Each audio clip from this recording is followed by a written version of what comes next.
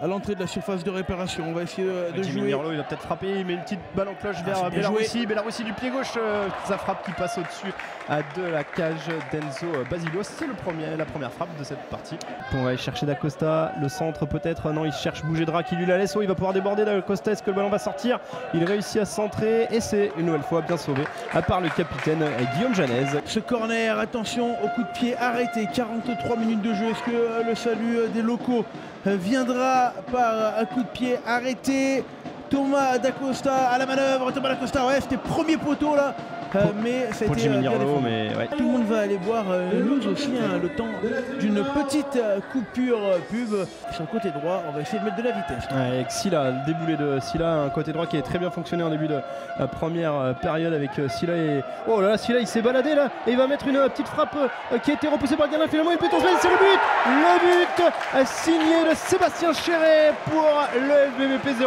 Ah oui, c'est Silla là qui a fait tout le travail. Il est parti sur le côté droit, il a fait un déboulé, il est arrivé dans la surface. Tout le monde s'est regardé du côté de Concarneau.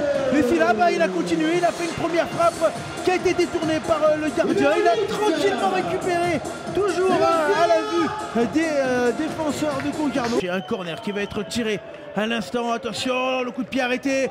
Le retour dans la surface et c'est pour le gardien Mathieu Pichot, très propre. Voilà, on revient maintenant dans l'axe d'Amessi qui va essayer d'aller chercher et justement Laurent, là, le jeu en triangle, Laurent le centre au premier poteau et bonne intervention de Mathieu Pichot, très costaud là, le latéral droit là qui a porté de sa vitesse et du coup c'est reparti en contre-attaque côté gauche avec Bougedra sur son pied droit peut-être, le petit ballon pour Bellarussi qui va amorcer sa frappe du pied gauche. Oh, elle est déviée, oh, on n'était pas loin du 2-0 et la déviation là de Basilio qui à la manière un petit peu d'un gardien de handball a placé son pied. Peut-être la contre-attaque avec Fleury qui est lancé. Thibaut 5-1 qui a lancé Fleury qui va faire la différence. Fleury qui va rentrer dans la surface de réparation. Fleury, oh là là, très belle sortie de Mathieu Pichot.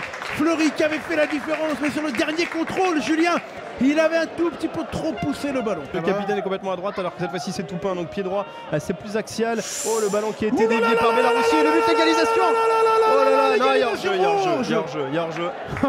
Oh, ça va râler. Oh, ils sont furieux. Oh, ça va râler, ils sont furieux. Ils vont...